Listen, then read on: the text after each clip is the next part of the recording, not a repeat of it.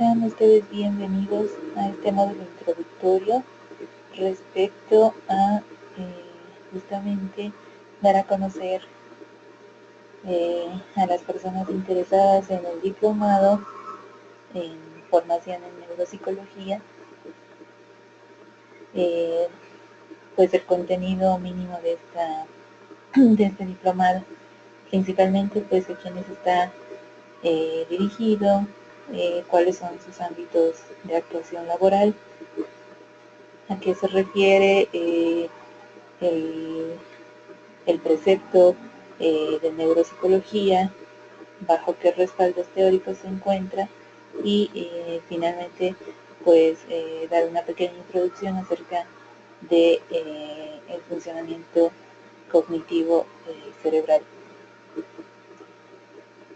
Para introducir a este módulo pues vamos a hablar acerca de lo que es la neuropsicología en el ámbito de actuación profesional como tal, y definir que principalmente pues su objeto de estudio está relacionado con el conocer de aquellas relaciones entre lo que es conducta y cerebro, prestando pues principalmente atención a lo que son las consecuencias que provocan las lesiones cerebrales adquiridas sobre las funciones cognitivas y el posterior comportamiento que desencadenan estas lesiones a nivel del sistema nervioso central. La neurociencia está muy relacionada al entendimiento de lo que es la neuropsicología, ya que ambas ciencias pues vienen de este referente de la integración de lo que es pues la neurología con aquellas diversas áreas de estudio que comprometen o que van a relacionar lo que es el funcionamiento del sistema nervioso central y sus subsecuentes conductas. La neurociencia entonces actúa como un referente de lo que es la neuropsicología, ya que esta pues se inscribe en lo que es el ámbito de la neurociencia, que vendría a ser pues un abordaje multidisciplinar del estudio del sistema nervioso, cuyo objetivo es unificar el conocimiento de todos los procesos neurobiológicos y psicobiológicos que se hallan dentro de lo que se refiere al estudio del sistema nervioso y de la mente humana. Estas dos entidades que están relacionadas íntimamente y que explican mucho del comportamiento del ser humano. Cualitativa y cuantitativamente, pues estas dos entidades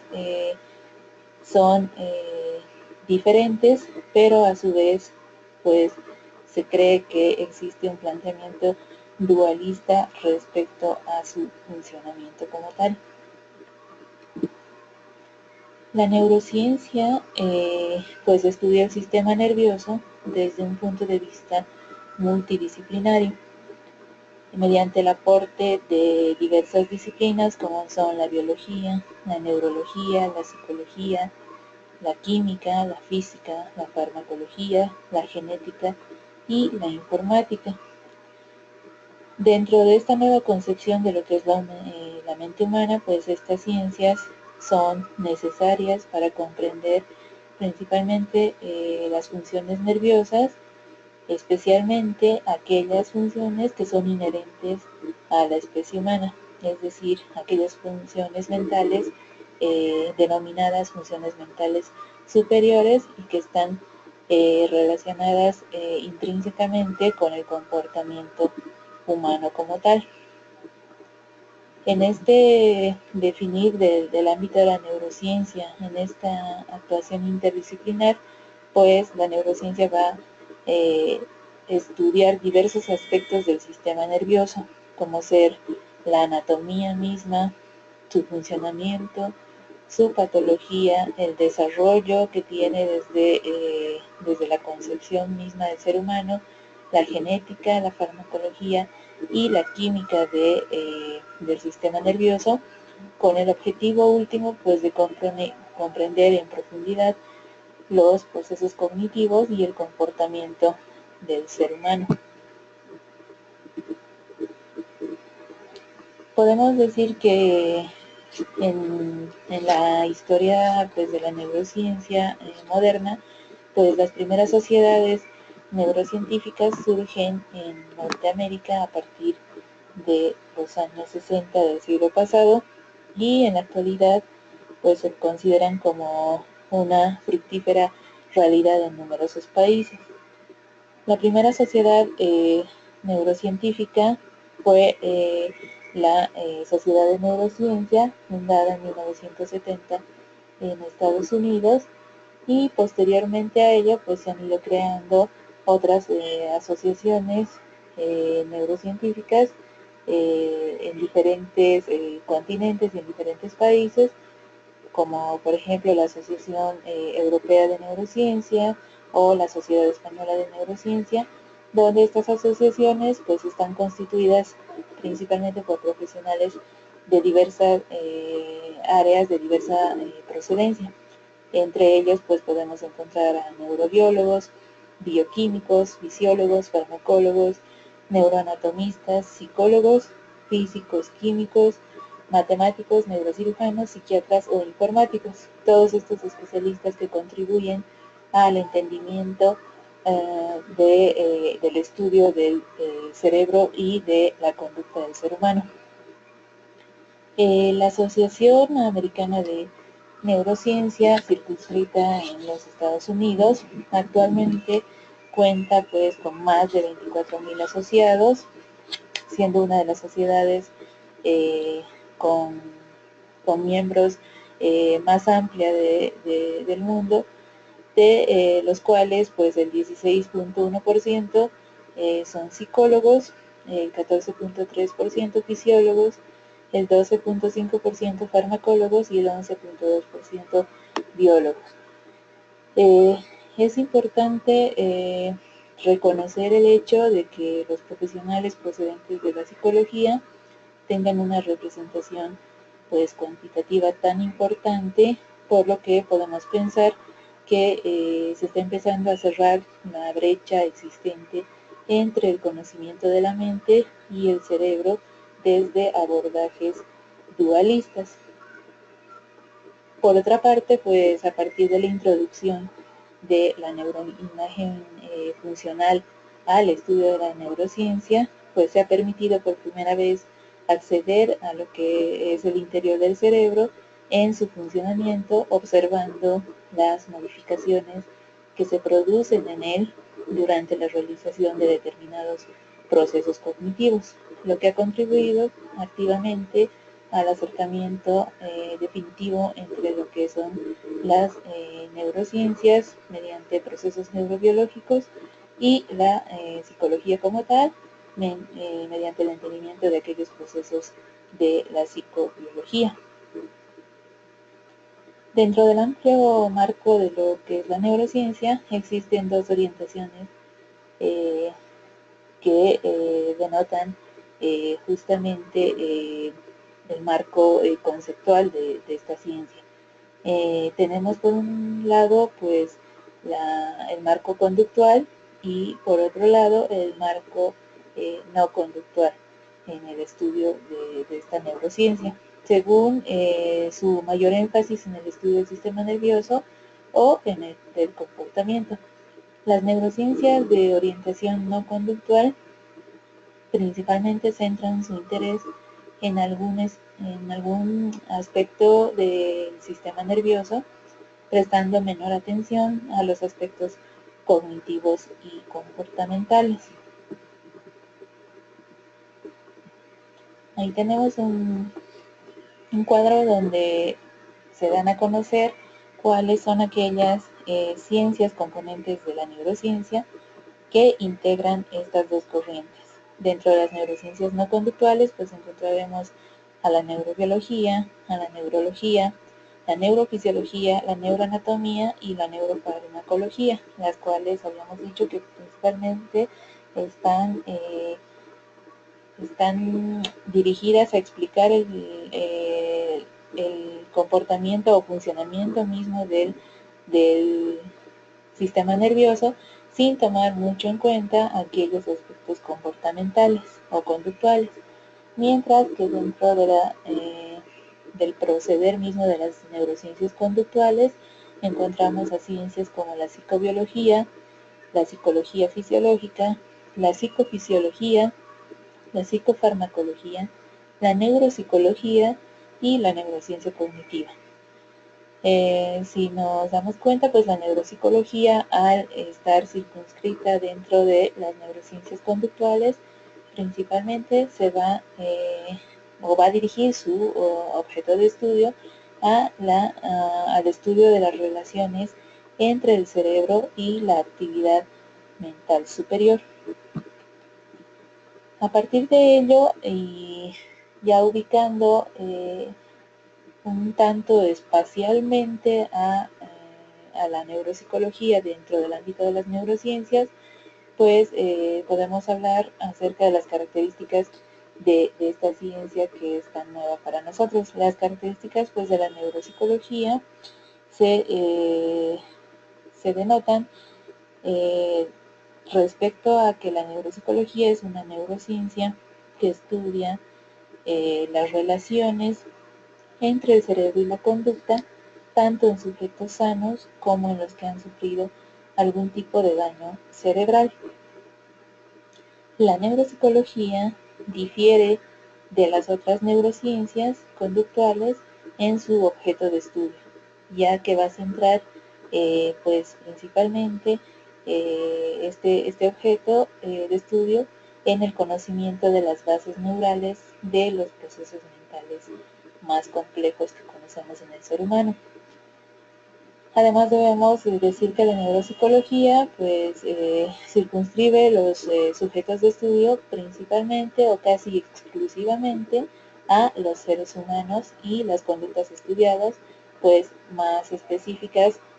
propias de nuestra especie, como son el pensamiento, la memoria, el lenguaje, las funciones ejecutivas y las formas más complejas de motricidad y de percepción. Entre las características principales, pues podemos decir que la neuropsicología,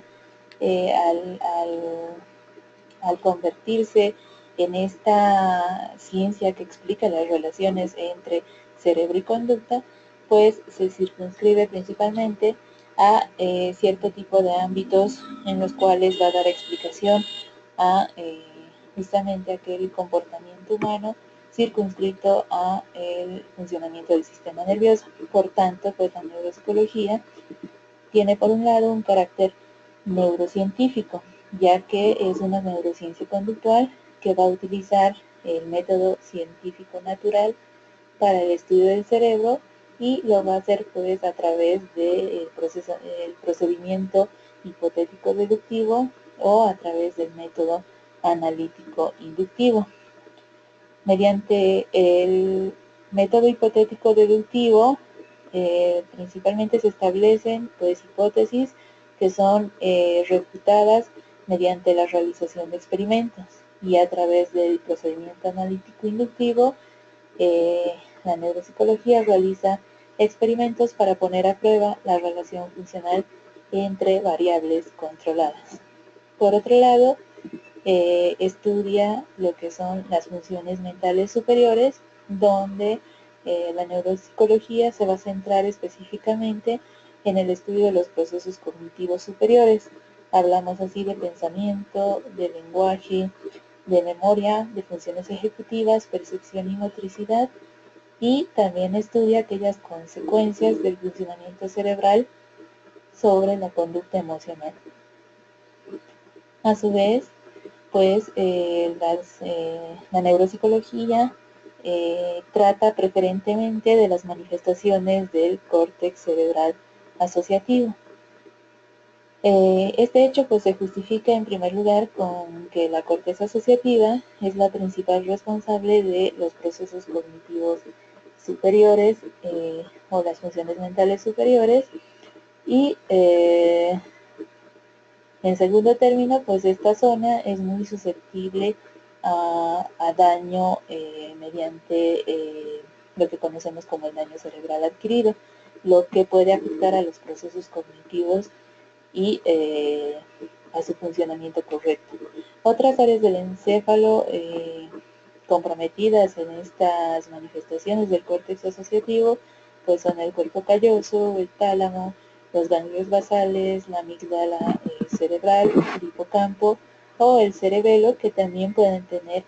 implicaciones importantes sobre la conducta, por lo que entendemos que las lesiones de estas áreas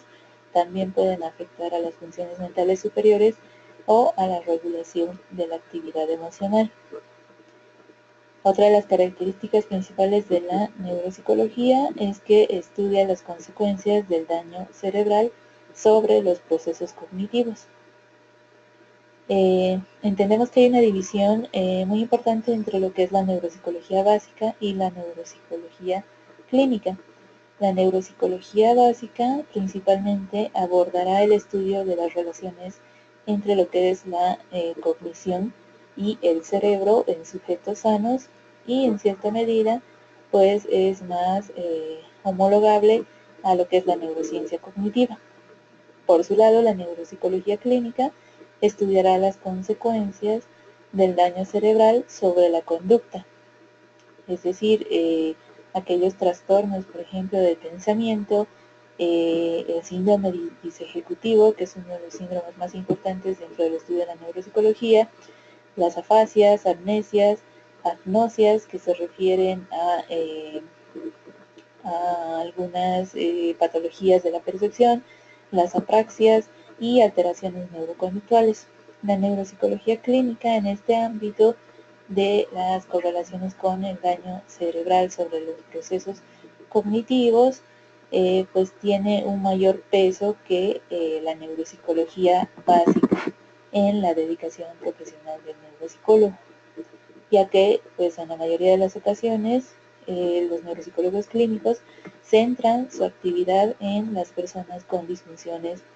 de tipo cognitivo o trastornos de conducta que están procediendo de afectación del sistema nervioso central. Otra de las características importantes de la neuropsicología es que utiliza modelos humanos. La neuropsicología humana se correlaciona junto a la neuropsicología de otras especies de mamíferos, pero pues cada una tiene su propia especificidad. Existen particularidades de la actividad mental superior de la especie humana que hace susceptible el estudio de la neuropsicología como tal hacia la utilización de los modelos humanos, ya que cuantitativa y cualitativamente, pues nosotros como especie somos muy diferentes a las de cualquier otra especie en particular. Una prueba de ello pues es la proporción y extensión de córtex cerebral en cualquier especie animal, que es muy inferior a la extensión y proporción de la corteza de los seres humanos. La investigación psicofisiológica con modelos animales sí ha aportado valiosa información a determinados procesos básicos del ser humano, pero existen limitaciones al momento de establecer correlaciones o generalizaciones, dado pues la diferencia cualitativa que existe entre la actividad mental superior de la especie humana y la de otra especie animal. Por último, podemos decir que otra de las características principales de la neuropsicología es su carácter interdisciplinar. Esto denota que pues, en sus orígenes la neuropsicología surgió como una nueva especialidad de forma autónoma, donde pues gracias a la convergencia y a las aportaciones que procedían de diversas disciplinas, como eran la neurología, la biología, la neurofisiología,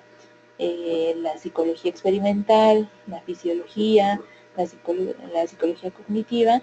pues contribuyeron a generar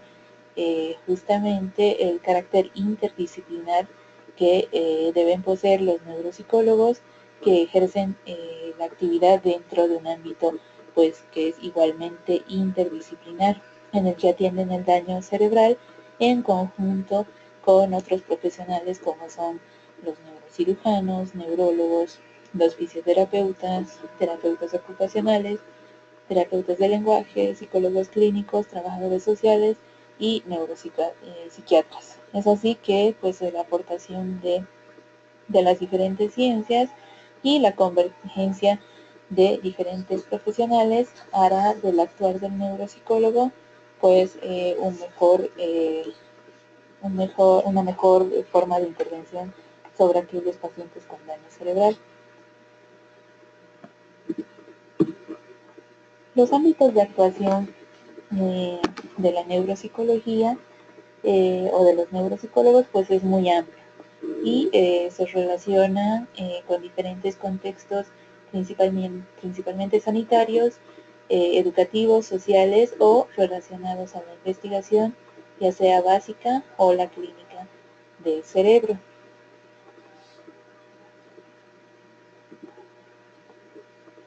Se pueden resumir pues en 5 las competencias que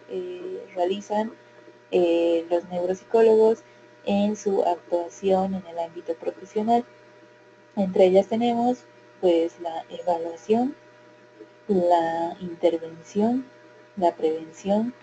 la investigación y la orientación de las relaciones entre conducta y cerebro, tanto en sujetos sanos como en aquellos que han sufrido algún tipo de daño cerebral. Vamos a introducir un poquito a cada uno de estos ámbitos de actuación, explicando cómo el neuropsicólogo pues ejerce su profesión dentro de estas competencias. Por un lado tenemos a la evaluación neuropsicológica, donde pues el diagnóstico, entendemos que el diagnóstico del daño cerebral fue la primera función realizada por los neuropsicólogos cuando se les pedía que valorasen el grado de organicidad cerebral. Según la Asociación Americana de Psicología Clínica, la APA, la evaluación neuropsicológica es el proceso o sí, es el proceso que utiliza pruebas y procedimientos estandarizados para valorar sistemáticamente diversas áreas, entre ellas pues la valoración de la inteligencia, de resolución de problemas y capacidades de conceptualización, evaluación de la planificación y organización, de la atención, memoria y aprendizaje, de las habilidades académicas y las habilidades perceptivas y motoras. Según la APA, la evaluación neuropsicológica se recomienda en aquellas situaciones en las que se sospecha de la existencia de algún déficit cognitivo o de conducta que están relacionados con el cerebro, especialmente en los siguientes casos: en aquellos pacientes que han sufrido, por ejemplo, un daño cerebral traumático, en personas que sufrieron accidentes de tipo cerebrovasculares, personas o niños que presentan dificultades de aprendizaje, en trastornos por déficit de atención, trastornos neuropsiquiátricos, en cuadros epilépticos, en enfermedades y tratamientos médicos, en la evaluación misma y la categorización de los efectos de sustancias tóxicas y abuso de drogas sobre el sistema nervioso central, y en casos, por ejemplo, de patologías o de pacientes que cursan con patologías tipo demencia. ¿Cuáles son pues las características principales de la evaluación neuropsicológica en este ámbito, pues es que utiliza el repertorio disponible que tiene de pruebas específicas de la neuropsicología de tipo clínico o mediante pruebas estandarizadas, además de la utilización de pruebas psicofísicas y pruebas de neuroimagen anatómica y funcional para respaldar la evaluación clínica que realiza el neuropsicólogo. Además, se acompaña de suficiente documentación sobre la neurobiología del sistema nervioso para arribar más bien hacia un diagnóstico mucho más certero. También, dentro de las características de la evaluación neuropsicológica, contar con una formación suficiente en el ámbito de psicofarmacología, ya que se deben de conocer pues, los efectos de los psicofármacos sobre las funciones cognitivas. Y finalmente, pues la evaluación neuropsicológica de daño cerebral puede identificar alteraciones de tipo cognitivo con mayor precisión que otras formas de evaluación médica. No por ello podemos descartar la participación primordial de las áreas interdisciplinarias que coactúan con el neuropsicólogo clínico. En este sentido, por ejemplo, en patologías en las cuales no se pueden determinar mediante pruebas de neuroimagen la presencia de alteraciones cognitivas significativas, como por ejemplo en las fases de demencia inicial, donde determinadas lesiones cerebrales no tienen repercusión neuroanatómica, pero sí mediante la evaluación neuropsicológica nosotros podemos determinar en qué grado o con mayor precisión pues cuáles son aquellas alteraciones cognitivas que están empezando a contribuir a un diagnóstico posterior de lo que vendría a ser una demencia tipo Alzheimer. Otro de los ámbitos de actuación de la neuropsicología clínica pues es la rehabilitación cognitiva como tal. La neuropsicología se preocupa principalmente por lo que es el desarrollo de programas de intervención y rehabilitación de las funciones cognitivas, tanto en sujetos sanos como en lesionados cerebrales. Brinda dentro de este ámbito lo que es el tratamiento psicológico de los problemas emocionales derivados del daño cerebral. Esto se conoce como la neuropsicoterapia y pues está dirigida principalmente a aquellos pacientes que han tenido un daño del sistema nervioso central y que están desencadenando conductas específicas de tipo orgánico.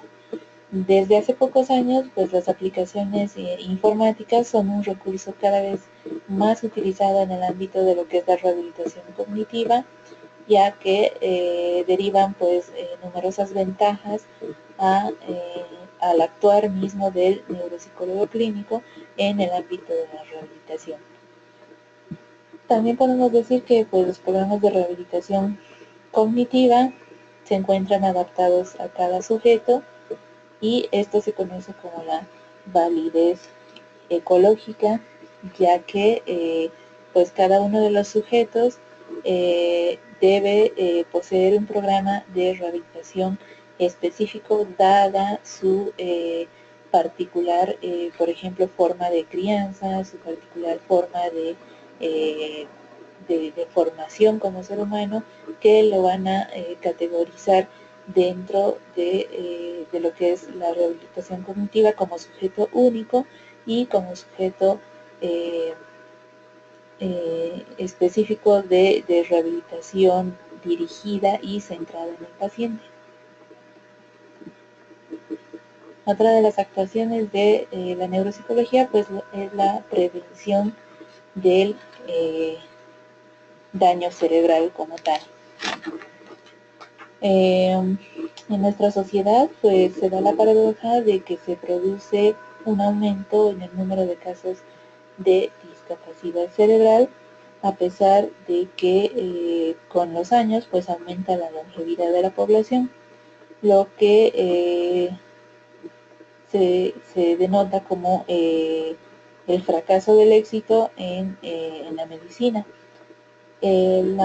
Cuanto mayor es el número de personas que sobreviven después de haber tenido un daño cerebral adquirido, pues lógicamente se produce un incremento del porcentaje de personas con secuelas sensitivas, con secuelas motoras, cognitivas y comportamentales. Desde la perspectiva de la psicología de la salud, la prevención del daño cerebral puede realizarse en 3 niveles de actuación. Tenemos el nivel primario, el nivel secundario y el nivel terciario de actuación del neuropsicólogo clínico como tal. En la prevención primaria podemos denotar pues que justamente en el ámbito de la prevención del daño cerebral primario, las acciones en las que se puede implicar la neuropsicología son muy variadas. Tenemos por un lado pues la participación de los neuropsicólogos o del neuropsicólogo en los programas de prevención de accidentes de tráfico, en campañas de promoción de la salud, evitando el riesgo de enfermedades vasculares cerebrales, en prevención del fracaso escolar, especialmente en los niños de riesgo biológico con mayores probabilidades de presentar disfunción cerebral y dificultades de aprendizaje, y en aquellos programas de prevención del consumo de drogas adictivas en la población, donde el neuropsicólogo se encargará pues de alertar sobre el riesgo elevado que provoca el consumo de estas drogas y que generen un daño cerebral importante. Respecto a la prevención secundaria de daño cerebral, justamente esta se ve favorecida por lo que es la mayor plasticidad cerebral, especialmente en los casos en los que el tratamiento pues se inicia de forma precoz. Cuando una persona ha sufrido daño cerebral, el tratamiento cognitivo se debe realizar con la mayor precocidad posible, es decir, lo más antes posible, no solo por el efecto positivo que tiene sobre la plasticidad cerebral, sino porque además pues la intervención tiene un valor intrínseco que refuerza al paciente y disminuye el riesgo de reacciones psicopatológicas desadaptativas. En este sentido, la prevención secundaria vendrá a caracterizarse por la intervención eficaz y oportuna de los programas, por ejemplo, de rehabilitación en pacientes con daño cerebral. La prevención terciaria, por su lado, pues es el ámbito de la rehabilitación cognitiva que menos ha sido estudiado, pero que en los últimos años pues está cobrando mayor interés la posibilidad de realizar intervención cognitiva, incluso varios años después de que se hayan producido daños o lesiones cerebrales. La estimulación y el entrenamiento neurocognitivo al cabo de varios años tras una lesión puede mejorar el estado general del paciente, produciendo, por ejemplo, algún tipo de reorganización en su sistema nervioso. Otro de los ámbitos de actuación del neuropsicólogo es la investigación de las relaciones conducta y cerebro. Al respecto, pues entendemos que son varias las competencias de la neuropsicología que puede desarrollarse en este ámbito de actuación. Entre ellos, pues la traducción y adaptación de pruebas neuropsicológicas ya existentes para disponer de suficientes herramientas diagnósticas en nuestro medio. Un claro ejemplo de la difusión mundial de las escalas neuropsicológicas inspiradas por Luria. Como neuropsicólogos clínicos, pues una de las funciones será la adaptación de estas pruebas a un entorno tan particular como es, por ejemplo, la población boliviana, y así contribuir a tener o a obtener pruebas estandarizadas para determinar aquellos funcionamientos cognitivos en personas o en pacientes que han sufrido algún tipo de lesión cerebral. además de la creación de nuevas herramientas para la evaluación neuropsicológica, ya que pues el repertorio de pruebas que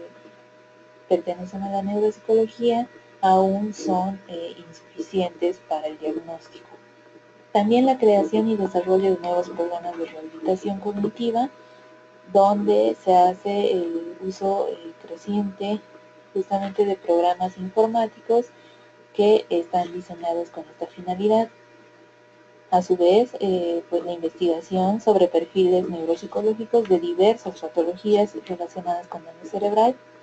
ya que de momento pues se dispone de insuficiente información de los aspectos neuropsicológicos que son diferenciales de muchas patologías que están relacionadas con el sistema nervioso. Así tenemos, por ejemplo, las endocrinopatías, las cromosomopatías, los trastornos neurológicos y dificultades de aprendizajes que en sus casos particulares pues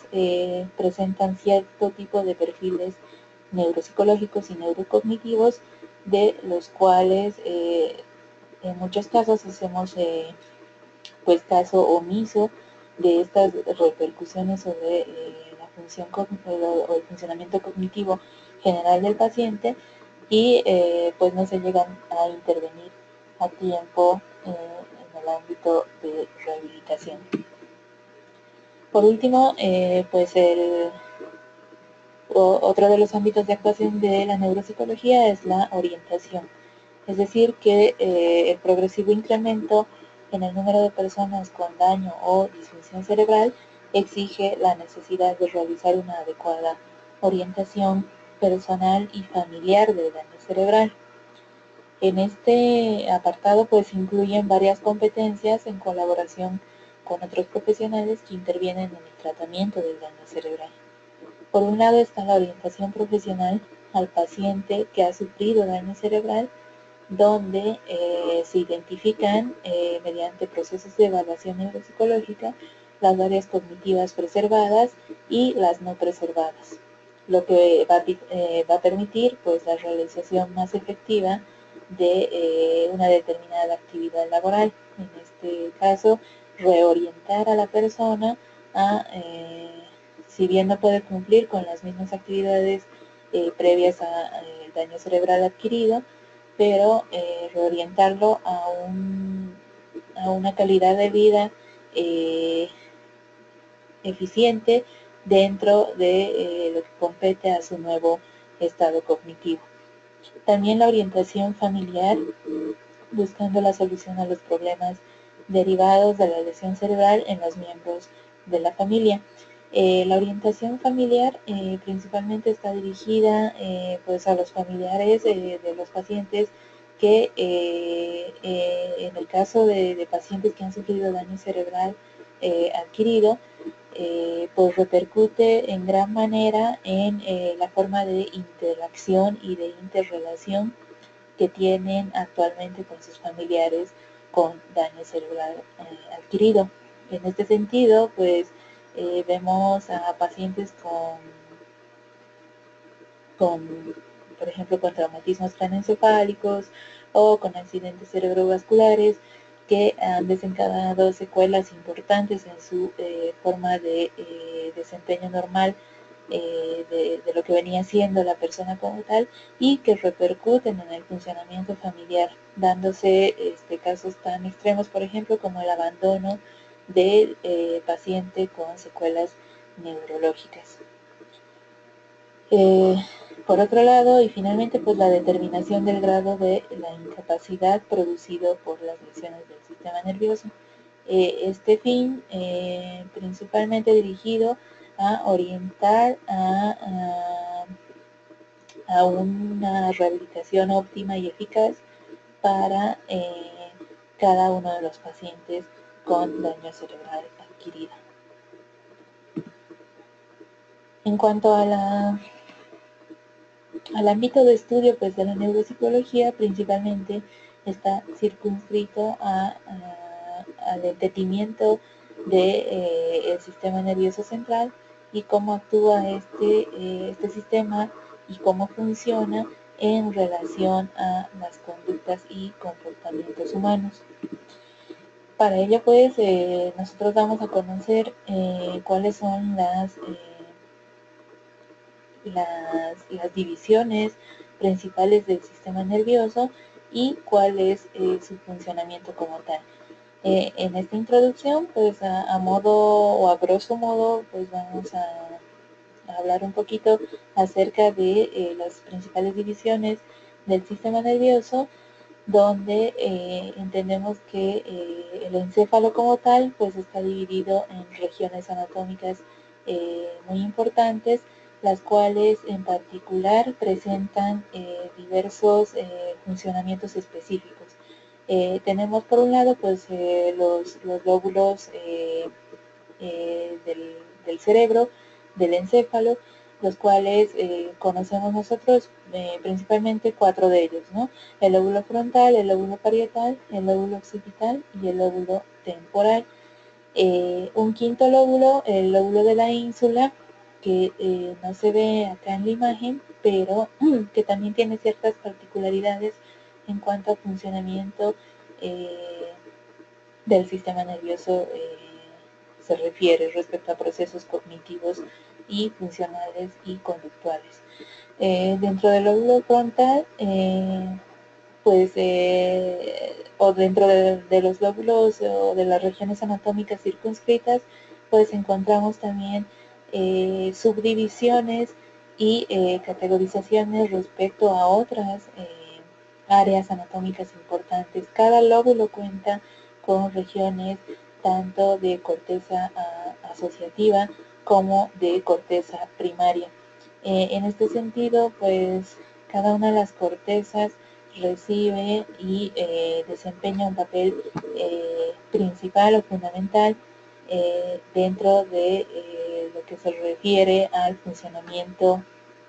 conductual y comportamental del ser humano. Entendemos que justamente estas áreas específicas del cerebro cumplen con cierto tipo de funciones muy importantes respecto al entendimiento mismo de lo que es la conducta humana. Tenemos, por ejemplo, áreas de tipo sensitivo, áreas motoras, áreas tan importantes como las áreas del lenguaje, el área visual, el área de funcionamiento ejecutivo, las áreas de procesamiento de la información, donde nosotros denotamos que además del funcionamiento hemisférico particular de, por ejemplo, del hemisferio derecho y del hemisferio izquierdo, además existen regiones específicas las cuales tienen a su cargo pues funcionamientos también específicos en lo que se refiere a la conducta humana. Sí conocemos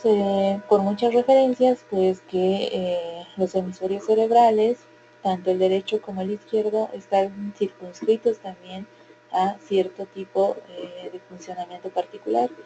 Sabemos que por referencia que el hemisferio izquierdo pues es un hemisferio lógico, analítico, de tipo explicativo, que maneja conceptos mucho más abstractos, teóricos, es secuencial, es lineal, es racional, es verbal, es mucho más objetivo, deductivo, explícito, donde principalmente se denotan aquellas funciones de lo que se refiere al pensamiento convergente, al pensamiento continuo y al pensamiento vertical. Por su lado, el hemisferio derecho, que lo conocemos como el hemisferio holístico e intuitivo y descriptivo, donde se genera un tipo de pensamiento mucho más concreto, operativo, aleatorio, de tipo no verbal, simbólico, mucho más cualitativo, donde se conoce además que este hemisferio es analógico, creativo, metafórico, donde nosotros convergemos en pensamientos de tipo implícito, horizontal, y donde se maneja principalmente pues lo que es la intuición y la multiplicidad. En este cometido de entender el funcionamiento de ambos hemisferios, no olvidemos que cada una de las regiones anatómicamente circunscritas al encéfalo están dedicadas y especializadas en funcionamientos particulares, específicamente particulares. Entre ellos, pues ya habíamos visto los lóbulos, pero podemos hablar un poquito más a profundidad acerca del funcionamiento de cada uno de ellos. El lóbulo frontal, por ejemplo, que ejerce un control voluntario de los músculos esqueléticos, siendo así que posee una corteza motora específica para este cometido, además de funciones relacionadas con, con la personalidad del ser humano, con aquellos procesos intelectuales tan complejos como son la concentración, la planeación, la toma de decisiones y la comunicación verbal o la expresión verbal del ser humano. El lóbulo parietal, pues encargado principalmente de la interpretación somestésica de aquellas sensaciones cutáneas y musculares de nuestro cuerpo, la comprensión y emisión del lenguaje respecto a justamente aquellas áreas asociativas que se encuentran en el lóbulo parietal y que van a generar conexiones e interconexiones entre los diversos lóbulos y van a ejercer justamente desde el lóbulo parietal eh, la, eh, la actuación final que viene a emitirse a modo de respuesta de los otros lóbulos. El lóbulo temporal, uno de los lóbulos más estudiados dentro del ámbito de la neuropsicología, donde se procesan lo que es la interpretación de las sensaciones auditivas, la memoria de tipo auditivo, la memoria a corto plazo y algún tipo de memoria visual en regiones más posteriores y conectadas con el lóbulo occipital. El lóbulo occipital principalmente integra pues movimientos para enfocar la visión, correlaciona las imágenes visuales con experiencias visuales previas y otros estímulos sensitivos y genera lo que conocemos como la visión consciente. El lóbulo occipital también con aquellas áreas de asociación primaria y de asociación secundaria y terciaria que van a contribuir justamente a la interpretación de las imágenes que estamos recepcionando a través de nuestro sentido. El lóbulo insular, que es considerado como el quinto lóbulo,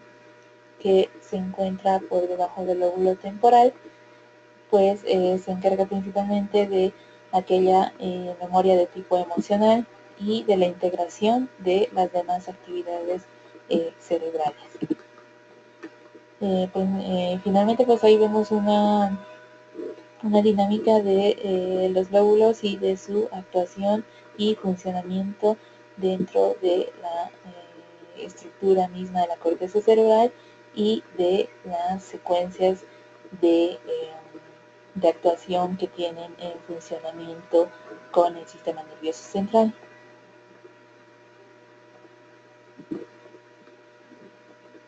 Para tal caso, pues la neuropsicología denota principalmente que cada día aumenta mucho más el número de personas con trastornos producidos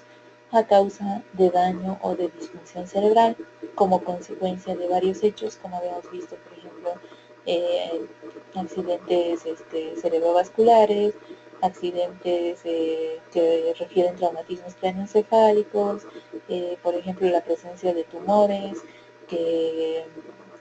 están circunscritos a la masa encefálica y demás y que pueden ocasionar daño o disfunción cerebral. La mayor longevidad de la población pues también y el aumento de los accidentes de tráfico, entre otros factores, están provocando lo que es el crecimiento en el número de personas con secuelas derivadas de daño cerebral específico. Una mejora en las condiciones sociosanitarias pues facilita la supervivencia y prolonga la vida de estas personas, pero como contrapartida también causa un aumento en el número de individuos con lesiones en su sistema nervioso. En este sentido, el daño cerebral causa secuelas físicas, pero a su vez produce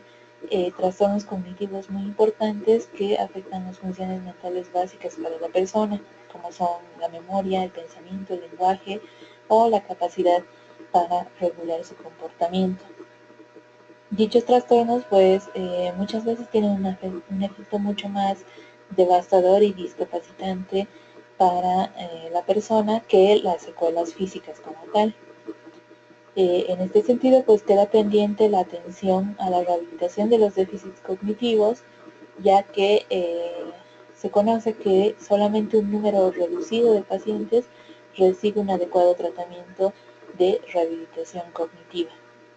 Desde este ámbito de rehabilitación integral, pues resulta imprescindible prestar atención tanto a las secuelas físicas y sociales como a las de tipo psicológico y cognitivo, teniendo en cuenta que pues las secuelas de daño también producen un fuerte impacto psicológico sobre el entorno familiar. Esta fue una pequeña introducción a lo que vendría a ser justamente la neuropsicología y cuál es el ámbito mismo de actuación de esta ciencia emergente, de esta ciencia nueva en nuestro entorno, la cual está generando pues muchos ámbitos de actuación dentro del área clínica, dentro del área educativa, dentro del área hospitalaria, donde nosotros como neuropsicólogos podemos contribuir desde nuestra formación justamente a captar a estos pacientes que requieren de un servicio integral respecto a procesos de rehabilitación como tal, donde pues no dejemos de lado que la neuropsicología o el neuropsicólogo clínico tiene una importante misión respecto a lo que vendría a ser el tratamiento integral de pacientes que han sufrido algún tipo de lesión cerebral y que esté perjudicando justamente su desempeño laboral, su desempeño, por ejemplo, en ámbitos educativos o finalmente pues la relación familiar que era estable antes del daño cerebral y que posterior a ella pues se ve perjudicada en gran manera. En este sentido pues invitarlos a conocer más acerca de la formación en neuropsicología y establecer que es un área eh, emergente en nuestro medio, en nuestra sociedad, donde aún no se